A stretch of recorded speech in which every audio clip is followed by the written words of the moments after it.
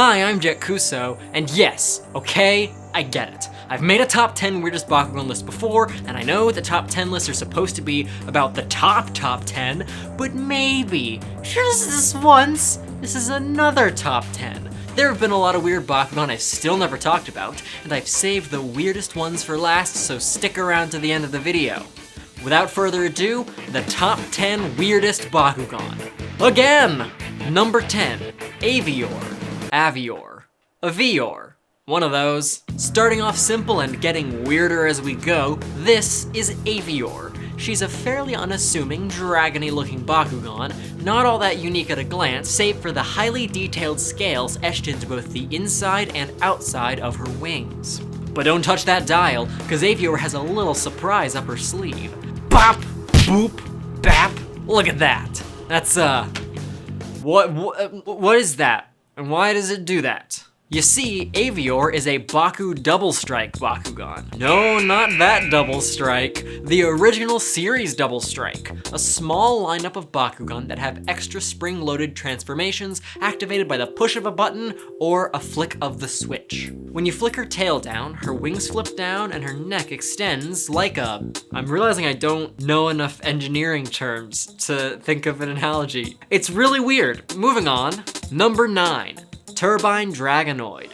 Baku Blade, let it zip! Is that the Beyblade theme song? Sure. Rolling? I don't think so. Spin to win! Woo! Oh, here, okay, no, hold on, I'll get it. Nope, yeah, I'll get it, next one. Okay, whoopsies, okay, yeah, one more, I'll get it. Aha! There we go! Turbine Dragonoid! Yeah! This is not the only Bakugan to operate via ripcord, as you'll soon see, but boy, it sure is the most wonky of the bunch.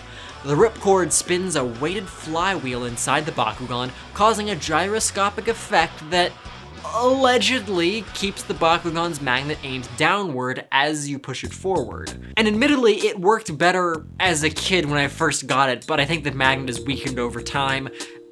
It was better back in the past, I promise. Zip zap. I appreciate the attempt at ingenuity. Number 8, Storm Skyress. Skyrise is one of the most memorable Bakugan characters from the original series. Powerful, noble, wise, and voted most likely to say ara ara in high school. She played the role of Shun's surrogate mother figure after the loss of his own mother. You can say pretty much all the same things about Storm Skyress as you can about regular Skyress, but Storm Skyress is undoubtedly the cooler version.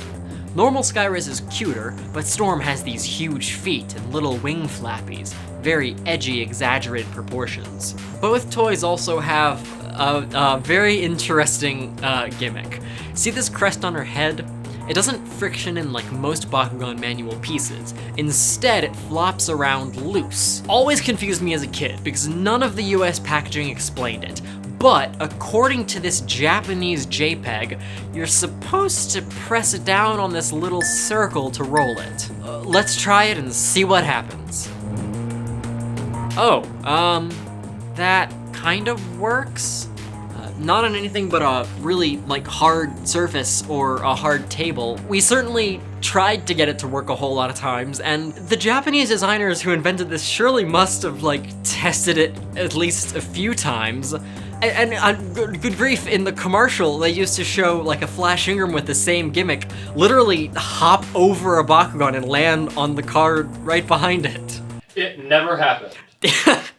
It's false. Not a chance. It's fiction. A fabrication. Invented by a team of writers. You made it up. You're wrong. Not this time. It never happened. Absolutely bizarre either way, but it's fun when it works. Best girl. Best bird mom. Number 7, Pharol Excalator Fusion.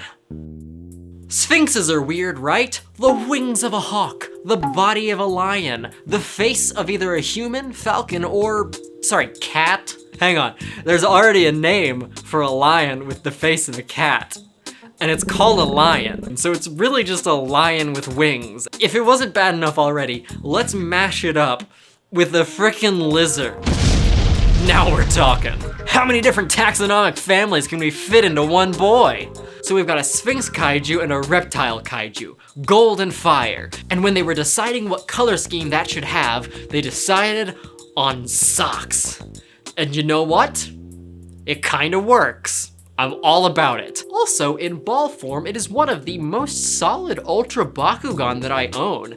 Like, it's dense, it's really heavy, and that doesn't have anything to do with the weirdness, I just like that part. Number 6, Tegan.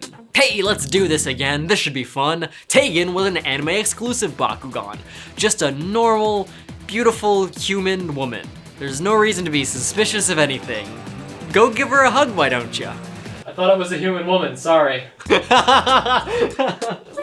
hug random women. It's really weird. She's like a human-sized human woman, like on the head of a piranha. Why is the teleprompter moving? Tegan was one of the original dual attribute Bakugan, Aquas and Ventus. Obviously a take on an anglerfish, but I'm not sure what the point is. There aren't any humans on Vestroia, so what, from a hunting standpoint, is Tegan trying to bait by having a girl on her head? Tegan, alongside the other freaky Vestroia Bakugan from this arc, never got a toy, except for like a little figurine that they made. But man, wouldn't that be cool? She's easily one of the freakiest monster designs of the series, with even freakier implications to boot. Try not to think about it too hard. Number 5, Baku Mine, or Tremblar. Let's briefly dive into one of the biggest mysteries of the Bakugan toyverse. You see, there's this video on YouTube that looks like a demo reel. It shows prototypes of the Sky Raiders back when they were called Air Raiders, alongside a prototype of a weird little game piece that we hadn't seen anywhere else. It's a little ball that seems to function like a Bakugan, but it's a bit smaller and clearly not a monster. The video calls it a Baku Mine. Or set the ultimate trap with the Baku Mines. Engage, activate, and detonate.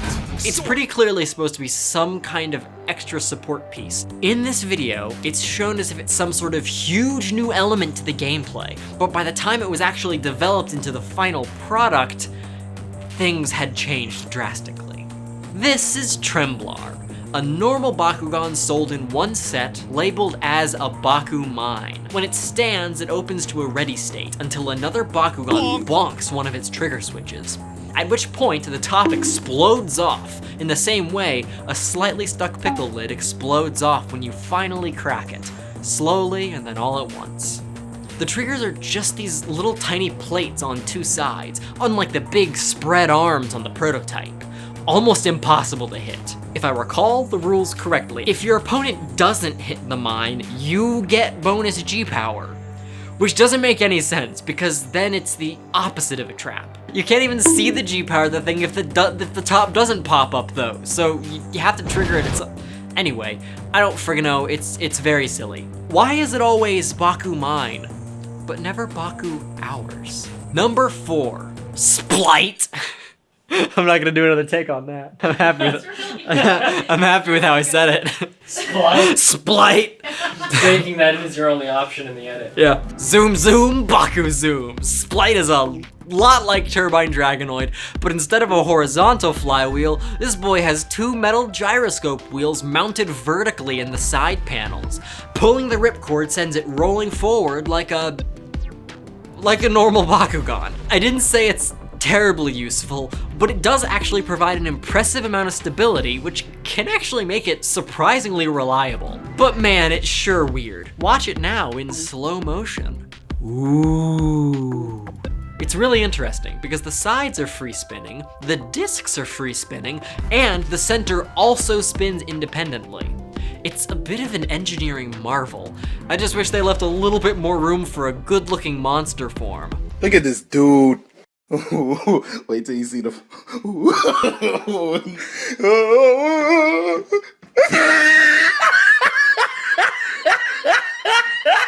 Number 3, Mystic Elico. When I made my gimmicks video, I didn't have a Mystic Elico that still had to die, but with my YouTube millions for my Transformers video, I bought one. Mystic Elico was a childhood dream for me, because holy cow, it looks so awesome in this commercial. I think it's the first Bakugan with a dice thrower gimmick too, which is such a weird decision. Incredibly creative to put a die inside of a marble, but such a weird decision, and I want them back. It's a simple design, but the big face, the construction, and more than anything else, the name. Mystic Elico. It's so arcane and eldritch sounding. He's always had like spooky witch doctor vibes to me. Number 2, Sluggler. Alright, I'm breaking my rule. I've never talked about a support piece in one of these videos, and I was going to talk about a different Bakugan here, but then I remembered him. It's the Slug. Sluggler is here, and he's gonna slug all over you. I hate this guy. He's icky. Not just conceptually, but as a toy, he's icky. He's the opposite of everything appealing about Bakugan as a concept. Far from the smooth marbles of Armored Elite, or the clean, sharp edges of Talan, Sluggler looks like a spiky blob when closed, and when he opens, he turns into a blobbier spiky blob.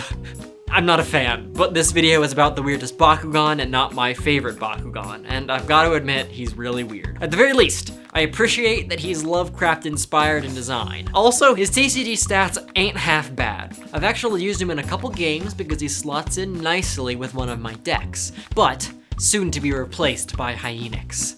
Oh yes. Hey, by the way, speaking of the Bakugan TCG, you should all tweet at Bakugan asking them to release the Shields of Astroya set and the Secrets of the Geogon TCG sets. Also, please, ask your local game store to go to BakuganOrganizedPlay.com and sign up for LGS support. We're gonna come out of this pandemic strong, and we're going to catapult Bakugan to the stars. Get vaccinated, start meeting up with other brawlers at your local game stores, and get your game stores to carry Bakugan. It's super, super easy to do on the Organized Play website. Anyway, on to number 1.